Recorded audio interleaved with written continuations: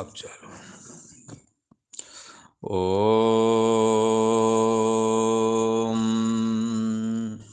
गुरु ब्रह्मा गुरु विष्णु गुरुदेव महेश्वरा गुरु साक्षात् परम ब्रह्म तस्मै श्री गुरुवे नमः। ओम योगेश्वर श्री कृष्ण भगवान की जय। ऐं सरस्वत्यै नमः। ओम शांति शांति शांति सुशांतिर्भवतु।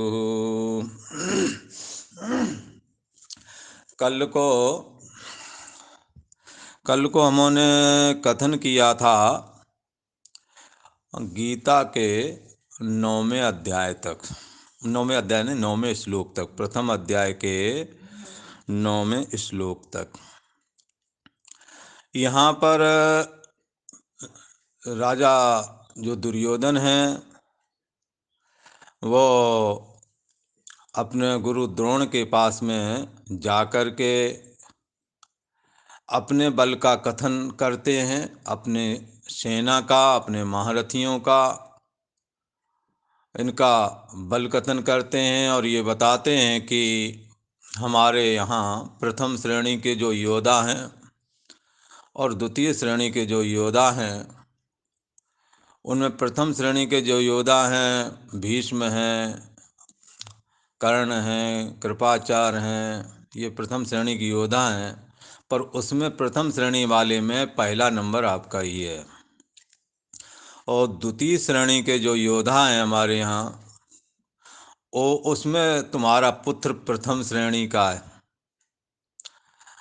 तो उसमें द्वितीय श्रेणी वाले में प्रथम नंबर अश्वत्थामा का है, उनका है, विकर्ण का है, और भी बहुत लोग हैं जो द्वितीय श्रेणी के हैं। सोमदत्त का पुत्र भूर्श्वा, ये सारे द्वितीय श्रेणी के योद्धा हैं। पर आपका नंबर, आपका और आपके पुत्र का प्रथम स्थान ही है हर जगह। और फिर इसके बाद में उन्होंने एक बात इंगित की कि ये सारे योद्धा हमारे लिए जीवन की आशा छोड़ करके युद्ध के लिए आए हैं। इसके बाद में उन्होंने पांडवों के जो सेनापति हैं, जो महारथी हैं, उनका कथन किया। उसमें उन्होंने बता दिया कि पांडवों की सेना में भी भीम और अर्जुन के समान बड़े बड़े बलवान महारथी हैं। भीम अर्जुन तो हैं ही हैं, इनकी सेना में भी इनके समान बहुत बड़े बड़े महारथी हैं। नाम भी गिनाए और साथ में बताया कि द्रौपदी के 5 पुत्र जो हैं वो महारथी हैं। और स्वयं श्री कृष्ण की बहन का पुत्र सुभद्रा पुत्र अभिमन्यु बहुत छोटी ही उम्र में बहुत बड़े योद्धा हैं, वो भी इसमें मौजूद हैं। इस प्रकार से ये पांडवों की सेना भी बड़ी बलवान है और भीम के द्वारा संरक्षित है। और हमारी सेना भीष्म पितामह के द्वारा संरक्षित है। भीष्म पितामह दोनों से प्रेम रखते हैं, हमारे से भी और पांडवों से भी।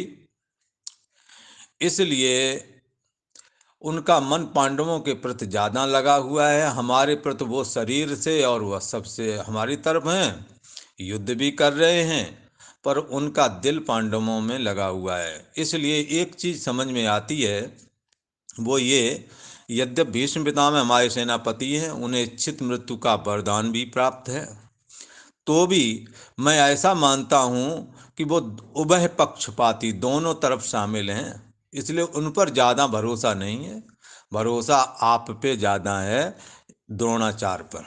ऐसा कहने का प्रयोजन। और ये जो पांडवों की सेना है, जिसके सेनापति द्रौपदी के भाई धृष्टद्युम्न हैं, ये पूर्णतः पांडवों के प्रति समर्पित हैं। इसलिए ये हर संभव प्रयत्न करेंगे कि पांडवों की सेना विजय को प्राप्त हो। पर ये जो भीष्म पितामह है, ये पांडवों से भी प्रेम करते हैं। ये लाख उपाय करने पर भी पांडवों को जान से तो मारेंगे नहीं। पर यह धृष्टद्युम्न को मौका लग गया, उनकी सेना भीम के द्वारा संरक्षित है, जो कि हमारे से बड़ी शत्रुता रखता है। उसने प्रतिज्ञा ली है हमें मारने की, इसलिए यदि उसको मौका लगा तो वो चूकेगा नहीं, क्योंकि वो पूर्णतः समर्पित हैं। पर हमारा सेनापति दोनों ओर मिला हुआ है। पर गुरु महाराज, आपके रहते ये काम हो नहीं पाएगा, इनकी ये मनसा पूरी हो नहीं पाएगी। इसलिए मैंने आपके सामने अपना बल और उनका बल कथन किया। इसके बाद में भी एक बात और बता दूं, अपने गुरु महाराज से कहते हैं कि यद्यपि दोनों सेनाओं का बलाबल कथन कर दिया राजा दुर्योधन ने द्रोणाचार्य के प्रति, फिर एक निश्चय तौर पे एक अपना निश्चय कहते हैं। राजा दुर्योधन एक अपना निश्चय द्रोणाचार्य के प्रति कहते हैं। वो कहते हैं, ये 10वां श्लोक है, इसे बोलते हैं। आप लोग पास गीता हो तो मिला लेना। अपर्याप्तं तदस्माकं बलं भीष्माभिरक्षितं पर्याप्तं त्वदमेतेषां बलं भीमाभिरक्षितम्। एक तरफ हमारी सेना का, हमारे महारथियों का बल है, दूसरी तरफ धर्मराज युधिष्ठिर की सेना का और उनके महारथियों का बल है। और उनकी जो धर्मराज युधिष्ठिर की जो सेना है वो भीम के द्वारा संरक्षित है, और हमारी सेना भीष्म पितामह के द्वारा संरक्षित है। राजा दुर्योधन द्रोणाचार्य के प्रति कहते हैं कि हे आचार्य, हे गुरु जी, इसमें थोड़ा अंतर पड़ता है। बोले हमारी 11 अक्षणी सेना है, लगभग 25 लाख के लगभग, और पांडवों की लगभग 15-16 लाख होगी। वो भीम के द्वारा संरक्षित है, ये भीष्म पितामह के द्वारा संरक्षित है। तथापि एक बात हमें समझ में आ रही, दो प्रकार का अर्थ विद्वान लोग इसका करते हैं। अपर्याप्तम कहते हैं भीष्माभिरक्षितम अस्माकम तत्बलम, भीष्म के द्वारा संरक्षित हमारा जो ये बल है, हाथ उठा के कहते हैं हमारी जो ये ताकत है, जो जिसके भीष्म पितामह सेनापति हैं, भीष्म पितामह द्वारा जो हमारी वह सेना जो संरक्षित है, अपर्याप्तम पर्याप्त नहीं है। एक अर्थ ये कहते हैं। तो किसी का कैसे पर्याप्त नहीं है? आपकी सेना है 25 लाख का, पांडवों की 15 ही है, 15-16, तो पर्याप्त कैसे नहीं है? आप ऐसा कैसे बोलते हैं? बोले ऐसा ऐसे बोलते हैं कि ये जो सेनापति हमारे हैं भीष्म पितामह, इन्हें इच्छित मृत्यु का वरदान, ये कभी हार नहीं सकते, और इनके ये यदि ठान लें तो शत्रु का विनाश निश्चय ही हो जाएगा। इनसे परशुराम भी हार गए थे, इनके टक्कर का, यद्यपि ये बहुत वृद्ध हो चुके हैं और इनकी आयु भी लगभग भीष्म पितामह की 400 के लगभग रही है, तो भी आज भी इनके टक्कर का कोई योद्धा नहीं। पर मुश्किल ये है कि ये पांडवों से भी मिले हुए हैं और हमसे भी मिले हुए हैं, इसलिए ना हमारे हार होने नहीं देंगे और पांडवों को ये मारेंगे नहीं।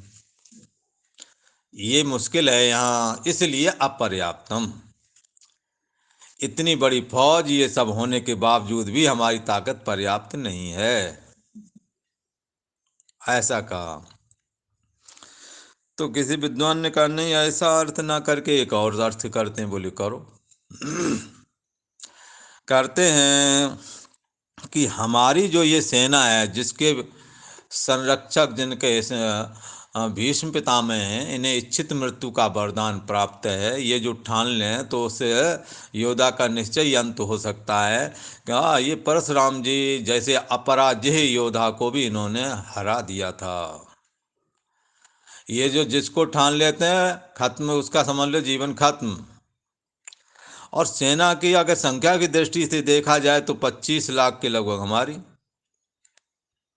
पांडवों की कम है। तो अपर्याप्तम, जरूरत से ज्यादा है।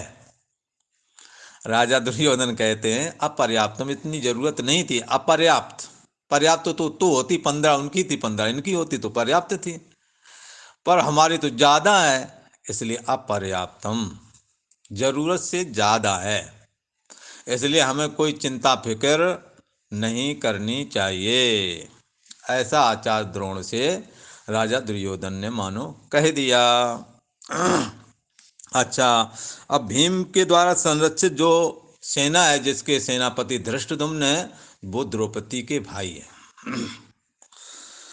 उसके लिए कहते हैं वो राजा दुर्योधन कहते हैं भी तू भीमाभिरक्षितम एतेषाम इदम बलम पर्याप्तम। कहते हैं भीम के द्वारा संरक्षित जो ये, जिसके सेनापति धृष्टद्युम्न है, ऐसी यह सेना पर्याप्तम, थोड़ी है, जीतने में सुगम है, राजा दुर्योधन कहते हैं। एक अर्थ इसका ऐसा भी करते हैं कि भीम जो है, भीम ने दुर्योधन की जंगा तोड़ने की प्रतिज्ञा की है और दुशासन का खून पीने की प्रतिज्ञा भी की है, और ये कहा था दुशासन के खून से हम द्रौपदी के बालों को धुलेंगे। तो राजा दुर्योधन ये जानते हैं कि भीम बड़ा बलवान है और जो कहता वो करता भी है, पर देख दुर्योधन भी कम बलवान नहीं है, गदा युद्ध में वो भी पारंगत हैं। इसलिए दुर्योधन तनिक भी उनसे डरने का मतलब नहीं, डरते नहीं हैं, बल्कि लड़ने के लिए वो पूरी तैयारी के साथ डटे हुए हैं। वो कहते हैं भीम के द्वारा संरक्षित ये जो सेना है, ये भले ही इसने हमारे मारने की प्रतिज्ञा करी हो, की है, यद्यपि ये हमें जीत नहीं सकते, हमारे पास वो सेनापति हैं जिनका कोई मुकाबला नहीं, तथापि एक बात यहाँ अलग से है, वो ये है कि भीम जो है अपने भाइयों के प्रति समर्पित है। धर्मराज युधिष्ठिर जैसा कहेंगे वैसा ये करेगा, और धर्मराज युधिष्ठिर वैसा करते हैं जैसा भीम चाहता है। इसलिए भीमसेन ने हम लोगों को मारने की प्रतिज्ञा की है और पूर्णतः संगठित हैं। हमारी सेना में ये सेनापति उधर मिले हुए, उधर भी मिले हुए, इधर भी मिले हुए हैं। यद्यपि उनकी सेना 15-16 लाख ही है, 17 लाख ही है, और हमारी है 25-26, तो भी पर्याप्तम ज़्यादा है, तो भी हमसे ज़्यादा ही है, क्योंकि संगठित है और वो सब मिले हुए हैं। हमारे सेनापतियों का तो ये नहीं, पता नहीं भीष्म क्या प्रतिज्ञा ले लें, क्या कर्ण ले ले, क्या कृपाचार्य, क्या द्रोणाचार्य, कौन सा क्या कर लें। दूसरा, हम इनसे डांट के कह भी नहीं सकते, भीष्म पितामह पितामह हैं हमारे, और ये गुरु महाराज हैं, और कुल गुरु कृपाजा संग्राम विजयी है, उनका सामना भी कोई नहीं कर सकता, पर उनके दिमाग में क्या आ जाए। पर इधर ये बात नहीं, पांडवों की तरफ ये बात नहीं। पांडवों की तरफ जो धर्मराज युधिष्ठिर ने कह दिया वही पत्थर की लीक होवेगी, और धर्मराज युधिष्ठिर भी अर्जुन या भीम कोई परामर्श देते हैं तो वो तुरंत स्वीकार करते हैं। इसलिए इनका बल पर्याप्त है, जरूरत से ज़्यादा है। यद्यपि हमारी सेना ज़्यादा है तो भी इनकी कम है, तो भी इनके संगठन को यदि देखें, इनकी बुद्धिमत्ता, इनकी चालाकी देखें, और जो साक्षात परमेश्वर के अवतार जो माने जाते हैं वो भगवान श्री कृष्ण इन्हीं की तरफ हैं। उनके है दिलो दिमाग का ये पता नहीं लगता, ये क्या करना चाहते हैं, कब क्या कर डालें। और यद्यपि उन्होंने शस्त्र न उठाने की प्रतिज्ञा की है, इससे हमें बहुत बड़ी राहत है। इनके पास जो आयुध चक्र नाम का है उसका कोई जवाब नहीं, कोई अस्त्र उसके सामने काम नहीं करता। शुक्र ये है कि इन्होंने कहा कि हम अस्त्र नहीं उठाएंगे, इसलिए अब इनका जीतना सुगम है। पर राजनीतिज्ञ बहुत है ये कृष्ण जो है ये राजनीतिज्ञ बहुत है। ये पांडवों के दिमाग को चला देगा और हमारे विरोध में ऐसा लगाएगा कहीं हमें ये हार न करा दे। इसलिए पर्याप्तम, इनकी सेना कम, इनके महारथी भी हमारे से कम है, तो भी ये हमारी ताकत से कहीं ज्यादा लग रहे हैं। हमारी अपर्याप्त, हमारी इतना होने के बाद में अभी अपर्याप्त मानता हूं, ये कम है। पांडवों की सेना कम है तो भी पर्याप्त है, ऐसा विद्वान इन्हों का अर्थ करते हैं। खैर, एक बार फिर उसको बोलते हैं, अपर्याप्तम तदस्माकं बलम भीष्माभिरक्षितम्। पर्याप्तम त्वदमेतेषां बलम भीमाभिरक्षितम्। भीष्माभिरक्षितम्, भीष्म पितामह द्वारा अस्माकं तत्बलम अपर्याप्तम, हमारी वह सेना सब प्रकार से ये अजेय है। तो भीमाभिरक्षितम, और भीम के द्वारा रक्षित जो इन लोगों की, पांडव लोगों की जो सेना है, वो जीतने में सुगम है। ये अर्थ एक कर दिया, एक अर्थ वो कर दिया कि संगठन और उसकी दृष्टि से यदि देखें तो पांडव मजबूत हैं, हम कमजोर हैं, भले ही ज्यादा बने रहे। तो इस प्रकार से राजा दुर्योधन आचार्य द्रोणाचार्य को अपने बल और पांडवों का जो बल, इसका उन्होंने कथन किया और उसकी तुलना की। और फिर इसके बाद उन्होंने अपने वहाँ पर अपने जो सूरवीर सेनापति आदि थे उनको आदेश दिया। राजा दुर्योधन बोलते हैं, अयनेषु चा सर्वेषु यथा भागमवस्थिता भीष्ममेवाभिरक्षन्तो भवन्ता सर्व एव ही। ये कहते हैं, अयनेषु, अयनेश कहते हैं मूर्छा, अयनेषु चा सर्वेषु, हे सेनापति, जो छोटे छोटे महारथी गण थे वहां उनसे कहा, अरे महारथियों, तुम सावधान हो जाओ। ये जो हमारे पितामह भीष्म हैं, ये सेनापति है, इनको सब ओर से रक्षा करना। कहीं ऐसा न हो कि पांडव मौका पाकर इनकी हत्या ही कर दें, तो फिर कौन लड़ेगा। इसलिए सेनापति की सब तरफ से रक्षा करना और सब पर नजर रखना, ऐसा आदेश दे रहे हैं। अयनेषु चा सर्वेषु, और इसीलिए सर्वेषु अयनेषु, सभी मोर्चों पर अपनी अपनी जगह खड़े होकर के, यथा भाग अवस्थिता, अपनी अपनी जगह स्थित रहते हुए, कहीं इधर उधर नहीं जाओगे सब लोग। एक जो जहाँ खड़ा किया गया व्यू के लिए, वहीं पे खड़े रहना है तुम लोगों ने, वहीं से मोर्चा संभालना है। अच्छा, इसलिए सब मोर्चों पर अपनी अपनी जगह स्थित रहते हुए, भवन्तः, आप लोग, सर्वे एव ही, सभी आप निसंदेह, आप सभी लोग एक जगह खड़े, जहाँ जहाँ खड़े किए वहीं खड़े रहो, और वहीं से निसंदेह, अच्छी तरह से समझ लो, इसमें संशय नहीं रखना। क्या? भीष्मेव अभिरक्षन्तु, भीष्म पितामह की ही सब ओर से रक्षा करो, इन पर कोई हमला न बोलने पाए। कहीं अगर इन पर कुछ कर दिया तो कौन लड़ेगा फिर। इसलिए सभी मोर्चों पर स्थित होकर के इन भीष्म पितामह की रक्षा करो। ऐसा राजा दुर्योधन अपनी सेना के जो महारथी गण हैं उनको आदेश देते हैं।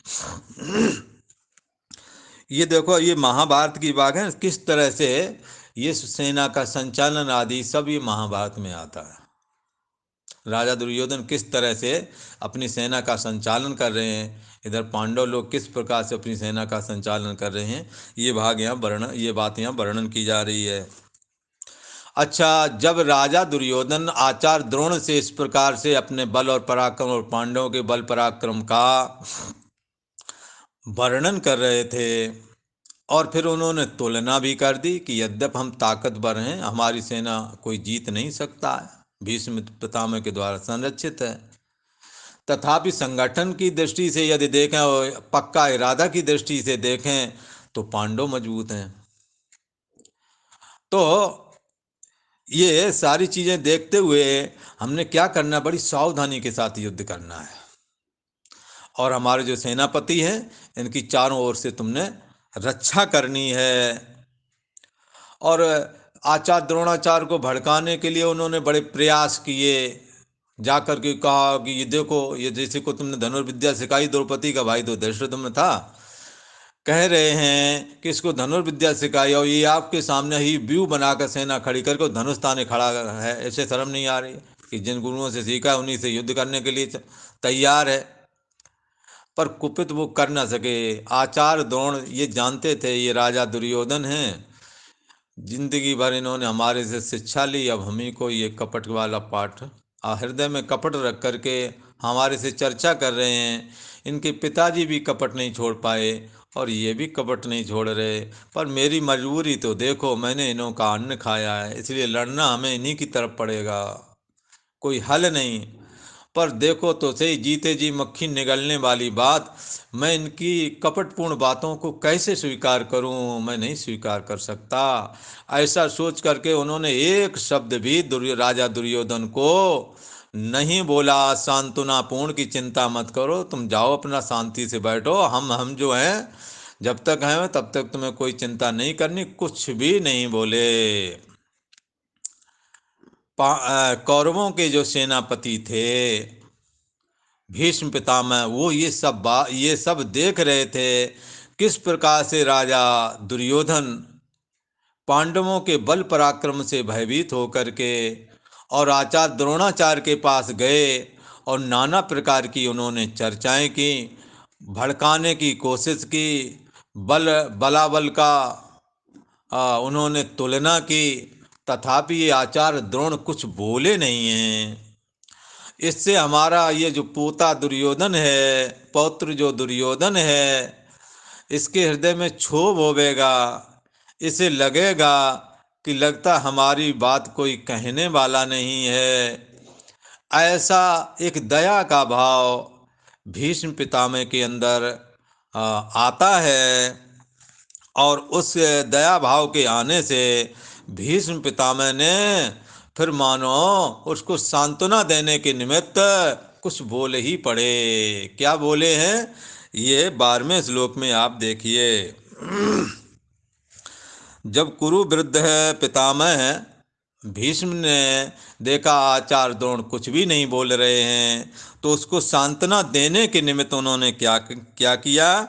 तो कहते हैं, अगला 12वां श्लोक बोलता है, तस्य संजनयन हर्षम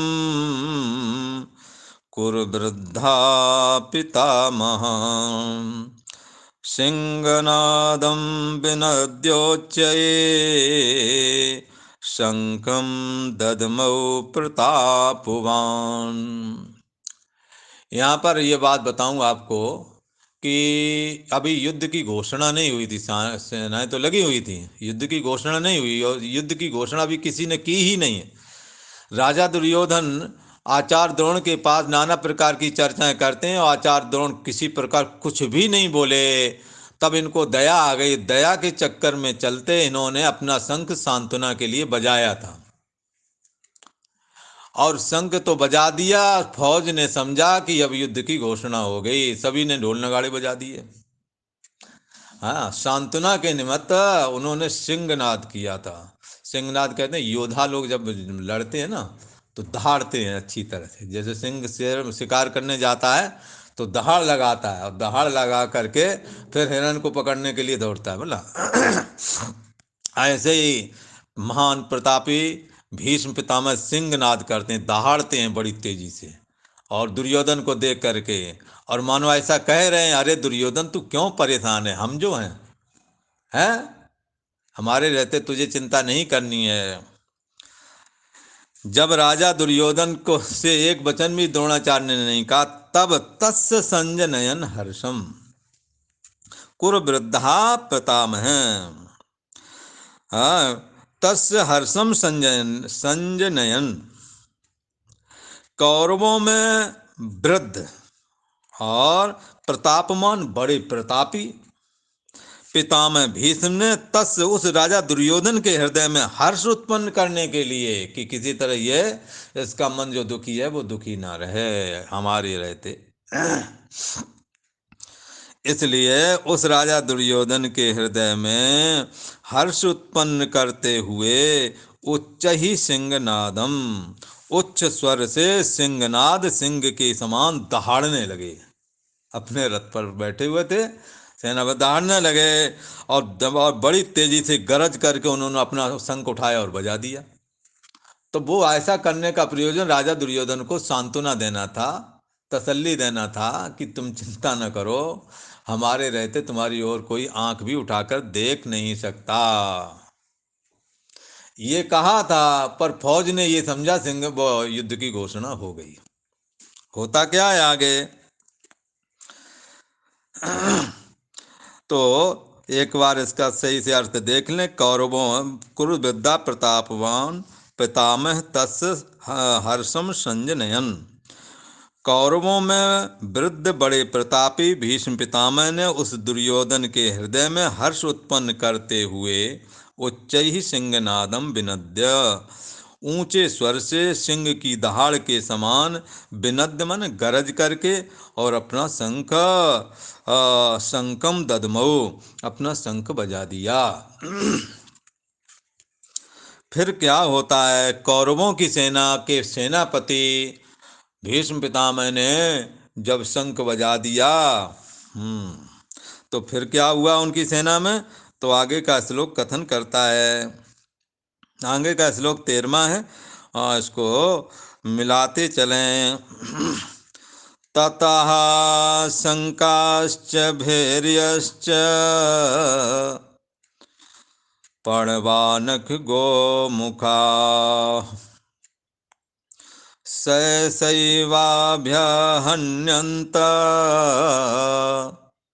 सा शब्दस्तुमलोऽभवत्।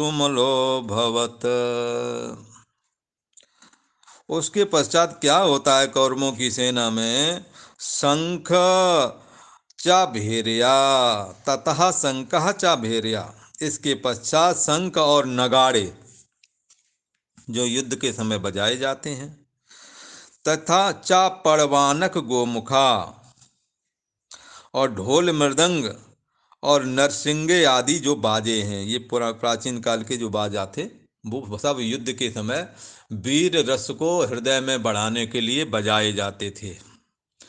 आज भी युद्ध के समय में अपने सेना के जवानों का उत्साहवर्धन के लिए कुछ ऐसे सीन दिखाए जाते जिससे कि वो अपने मूड में आ जाएं, काम करने के मूड में आ जाएं, कुछ कर दिखाने के मूड में आ जाएं, इसलिए ये सब किया जाता है, हृदय में वीर रस उत्पन्न हो। तो ये क्या हुआ, इसके पश्चात में कौरवों की सेना में शंख और नगारे, ढोल मृदंग, नरसिंगे आदि ये बाजे हैं, और सहसा एवं अभ्यहंत, सहसा एवं अभ्यहन्यंत, एक साथ ही सहसा ही बज उठे। युद्ध की घोषणा तो कायदे से होनी थी, पर इन्होंने गरज दिए, सेना ने जाना कि घोषणा हो गई, तो उन्होंने भी बजा दिए। अच्छा, तो ये संजय राजा धृतराष्ट्र से कहता है, हे राजन, सा शब्द तुमला अभवत, बड़ा भयंकर शब्द हुआ वहां तो, जब सारे बाजे और ये सब ये जो बजने लगे, सह शब्द, वह शब्द बड़ा भयंकर हुआ। कौरवों की सेना में बोले, अच्छा। इधर पांडवों ने देखा, ये तो युद्ध की घोषणा कर दी पितामह भीष्म ने। तब जो है भगवान श्री कृष्ण जिनका रथ हाँक रहे हैं, जिनके घोड़े श्वेत वर्ण के हैं, जिनका जिस रथ पर ये अर्जुन सवार हैं, वो रथ युद्ध के बीच में ही पांडवों की सेना में प्रमुखता तौर पर खड़ा हुआ है। तो क्या है, ततः श्वेतैर्हयैर्युक्ते महत स्यंदने स्थितौ माधवा पाण्डवाश्चैव दिव्यौ शङ्कौ प्रदद्मतुः। तथा श्वेतैर्युक्ते, इसके अनंतर सफेद घोड़ों से युक्त महत स्यंदने स्थितौ, उत्तम रथ में बैठे हुए। महत महत कहते हैं उत्तम को, स्यंदने स्यंदने का मतलब रथ में, स्थितौ माने बैठे हुए। इसके बाद क्या होता है, ततः श्वेतई, हाँ, श्वेत घोड़ों से युक्त उत्तम रथ में बैठे हुए। भाई कौन बैठे हैं उत्तम रथ में? माधवा चा पांडवा। माधव, भाई बोले किसी ने कहा भगवान श्री कृष्ण का नाम माधव क्यों तुमने बोल दिया? कहते ना श्री कृष्ण बैठे हैं तो क्या बुराई थी, यहाँ तुम माधव बोल रहे हो। संजय से धृतराष्ट्र ने पूछ लिया, ये तुम माधव क्यों बोल रहे हो उनको? बोले माधव इसलिए बोल रहे हैं, माँ माने माता, धाव माने पति, जो माता का पति हो माधव। ठीक है, जो माता का पति है ना वो माधव। अच्छा, बोले माता कौन सी है? बोले माया माता है, और उसका जो पति है वो माधव, माया का जो पति वो माधव। बोला इस जगत के सारी जगत को माता माया ने बनाया है, उसका जो पति है वो माधव। तो कौरव और पांडव दोनों किसके बच्चे हैं? माधव के। हाँ, ये जो माधव हैं जिनकी सारी संतान है, ये चाहे कौरव हो चाहे पांडव या दुनिया का कोई बच्चा हो, सब माधव के हैं। और माधव से मिलने के लिए ही मनुष्य जीवन प्राप्त हुआ है। ये माधव रथ में बैठे हुए हैं। इनका संजय बताते हैं, ऐसा कहना चाहते हैं कि तुम जो ये सोच रहे हो, राजा धृतराष्ट्र के लिए कहते हैं, हे राजन धृतराष्ट्र, जो तुम ऐसा सोच रहे हो कि ये श्री कृष्ण पांडवों का पक्ष कर रहे हैं, हमारे साथ अन्याय कर रहे हैं, तो ऐसी बात है नहीं। लौकिक दृष्टि से यदि देखें तो एक अक्षौहिणी सेना और अपना सेनापति कृतवर्मा, ये दोनों चीज़ें तुम्हारे पुत्र दुर्योधन को उन्होंने दी है, और स्वयं निहत्थे होकर पांडवों की तरफ आए हैं, तो इस दृष्टि से भी इनको पक्षपाती नहीं कह सकते। दूसरा ये है, माधव ये माता के पति हैं, माया के पति हैं, जिसने सारा जगत बनाया। इनके लिए जैसे तुम हो वैसे पांडव भी हैं, इनका कोई अपना पराया नहीं होता। ऐसे माधव ही इनका रथ हाँक रहे हैं जो राग द्वेष से रहित हैं। अच्छा, माधव चा पांडवा, इसके अनंतर सफेद घोड़ों से युक्त उत्तम रथ में बैठे हुए माधवा चा पांडवा। माधव अर्थात महाराज भगवान श्री कृष्ण, चाह पांडवा और पांडवा, पांडवों में श्रेष्ठ पांडु के जो पुत्र हैं अर्जुन, महाराज श्री कृष्ण और अर्जुन एव दिव्यौ शंकौ प्रदद्मतु। श्री कृष्ण और अर्जुन ने भी अपने दिव्य अलौकिक शंखों को बजा दिया। भीष्म पितामह ने अपना शंख बजाया, उनकी सेना ने जाना घोषणा हो गई, लिहाजा सबने बजाया, बड़ा भयंकर शब्द हुआ। अब क्या है, अब ये शंख बजाने जा रहे हैं पांडव लोग, और पांडवों में सफेद घोड़ों से एक उत्तम रथ में बैठे हुए श्री कृष्ण और अर्जुन ने भी अपने अलौकिक शंख बजा दिए। मतलब तो किसी ने कहा, वो राजा धृतराष्ट्र ने कहा, संजय तुमने बताया था कि हमारे दल के जब शंख, हमारे दल के जो सेनापति हैं भीष्म पितामह, उन्होंने जब शंख बजाया तो बड़ा भयंकर शब्द हुआ था।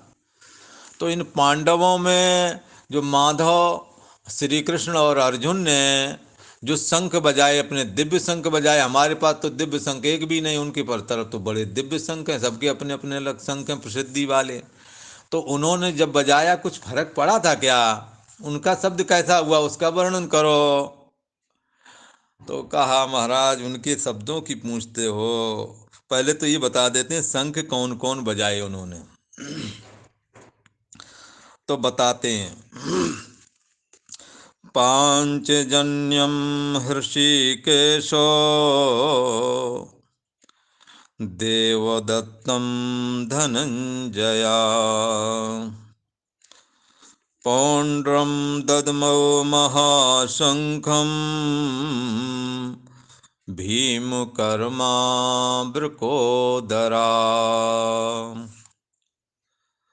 अनन्तविजयं राजा कुन्तीपुत्रो युधिष्ठिरः नकुलः सहदेवश्च सुघोषमणिपुष्पकौ। ये पांडवों ने जो शंख बजाए हैं वो 15वां और 16वें अध्याय में इसका कथन किया गया। 15वें और 16वें श्लोक में शंखाध्वनि का वर्णन है जो पांडवों के द्वारा की गई। तो बता रहे हैं ऋषिकेश। अब भगवान का नाम वो संजय जो है ना, राजा धृतराष्ट्र ने पूछा भाई उनके पास दिव्य शंख है, उनके बजाने से क्या प्रभाव पड़ा? तब ये कहता पांचजन्यम ऋषिकेशम। बोले फिर तुमने नाम बदल लिया उनका, ये क्यों किया ऐसा? पहले तो तुमने माधव कह दिया, अब तुम कह रहे ऋषिकेशम। अरे भाई तुम माधव कहा तो माधव ही फिर बोल देते या कृष्ण बोल देते, तुम ये नाम ये बदल बदल के क्यों बोलते हो? हाँ। राजा धृतराष्ट्र ने मानो प्रश्न किया तो संजय जो दिव्य दृष्टि वाला है वो ज्ञानवान भी है। वो कहता नाम ना बदलूं तो क्या करूं? उनके नाम और कर्म के अनुसार बदल जाते हैं तुरंत ही। जैसा कर्म करते हैं वैसे ही नाम हो जाता है। इसलिए नाम तो बदलना ही पड़ेगा महाराज। बोले क्यों? बोले ऋषिकेश का मतलब होता है अंतर्यामी। ऋषिकेश में हृदय की जानने वाला बोला, या इंद्रियों को भी जो प्रेरित करता, जो इंद्रियों को भी अंदर की इंद्रियां हैं मन बुद्धि चित्त अहंकार, और बाहर की इंद्रियां हैं श्रोत्रम चक्षु स्पर्शनम चा रसनम घ्राणम एव चा। 5 ज्ञानेंद्रियां तो बाहर वाली हैं भला। चक्षु माने नेत्र, और श्रोत मतलब कान, घ्राण मतलब नाक, और रसना मतलब जिससे खाते पीते हैं, और त्वचा, ये 5 ज्ञानेंद्रियां हैं। अच्छा, इन ज्ञानेंद्रियों को भी जो ज्ञान करने की सामर्थ्य देता है, जो सबका अंतर्यामी है, उसको ऋषिकेश बोलते हैं। तो पांचजन्यम ऋषिकेशो, ऋषिकेश सबके अंतर्यामी भगवान श्री कृष्ण ने अपना पांचजन्य नाम का शंख बजाया। अच्छा, ये अंतर्यामी श्री कृष्ण इस बात को जानते हैं कि यदि मैं अपना शंख बजा दूं तो आदि जान तो धृतराष्ट्र के पुत्रों को ऐसे ही निकल जाएगी। इसलिए अपना पांचजन नाम का शंख बजा करके धृतराष्ट्र के पुत्रों का हृदय मानो उन्होंने कपा दिया।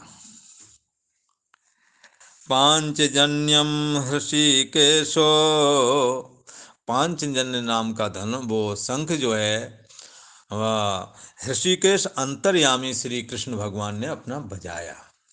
अच्छा, और ये धनंजय, अब यहाँ अर्जुन को भी अर्जुन नहीं बोल रहे, यहाँ धनंजय बोल रहे हैं। अर्जुन का नाम अर्जुन बोल देना चाहिए था संजय से। वो कहते हैं धृतराष्ट्र तुम अर्जुन को अर्जुन बोल देते, तुम यहाँ धनंजय बोल रहे हो अर्जुन को, वो क्यों बोल रहे हो? बोले इसलिए बोल रहे हैं जब उसने अश्वमेध यज्ञ किया था तो समस्त राजाओं से धन जय करके विजय करके ले आया था, और ये अब जो है विजय करना चाहता तुम्हारे राज्य पर। समझ में आया? पहले यज्ञ के लिए तो इसने बड़े बड़े राजाओं को अधीन करके उनका धन जय करके ले आया था, विजय करके। अब यही आया है, अभी तुम पर विजय करना चाहता, तुम्हारे खजाने पर कब्जा करना चाहता है। वहां से धन तो विजय कर लिया, ये तुम्हारे पर भी विजय करेगा लगता। इसलिए हम इसका नाम बदल दे रहे हैं धनंजय। अब ये राज का तुम्हारा राज्य पर जय करेगा, सब कुछ ले लेगा। ऐसा जो धनंजय है, ऐसा जो ये अर्जुन है, ये अर्जुन को जब ये स्वर्ग में गए थे, अर्जुन एक ऐसे शख्स हैं जो शरीर के सहित स्वर्ग में गए थे, और वहाँ देवताओं के द्वारा एक शंख उन्हें दिया गया था, उसको कहते हैं देवदत्तम। अर्जुन ने देवदत्त नाम का शंख बजाया, और ब्रक नाम की अग्नि जिसके उदर में है, चाहे जितना खा जाओ सब हजम, ऐसे जो पौंड्रम ददमऊ महाशंखम भीम कर्मा ब्रकोदरा, बड़ी तेज अग्नि थी भीमसेन की, जो खाया पिया हजम, खाया पिया हजम, बड़ी तेज भूख लगती थी। और बड़े भीमकर्मा बड़े पराक्रमी थे, और बड़े बड़े भयानक कर्मों को कर देते थे। ऐसे जो भीमकर्मा ब्रकोदर वाली अग्नि अपने हृदय वो उसमें पेट में धारण करने वाले जो भीमसेन हैं, इन्होंने पौंड नाम का महाशंख बजाया, जो बड़े भारी आकार में था, उसको बजा दिया। हाँ, एक बार अर्थ और सही से इसको देख लें। ऋषिकेश पांचजन्यम, श्री कृष्ण महाराज ने पांचजन्य नाम का शंख बजाया। धनंजय अर्जुन ने देवदत्तम, देवदत्त नाम का शंख बजाया। और भयानक कर्म करने वाले भीमसेन ने पौंड्रम महाशंखम दधमो, भयानक कर्म करने वाले भीमसेन ने पौंड्र नाम का अपना शंख बजाया। और ये धर्मराज युधिष्ठिर, सम्राट युधिष्ठिर जो हैं, ये इनके पास अनंत विजय नाम का एक शंख था, उसको बजाया। अनंत विजयम राजा कुंती पुत्रो युधिष्ठिरा, नकुला सहदेवश्च सुघोष मणिपुष्पकौ। कुंती पुत्र सम्राट युधिष्ठिर ने अनंत विजय नाम का शंख बजाया। नकुला सहदेवश्च, नकुल और सहदेव ने सुघोष और मणिपुष्पक नामक अपने अपने शंख बजाए। इस प्रकार से पांडवों ने अपने 5 जो दिव्य शंख थे, सबने अपने अपने उन दिव्य शंखों को बजाया। और आगे का जो है वो आगे की चर्चा कल को करेंगे। ओम शांति शांति शांति।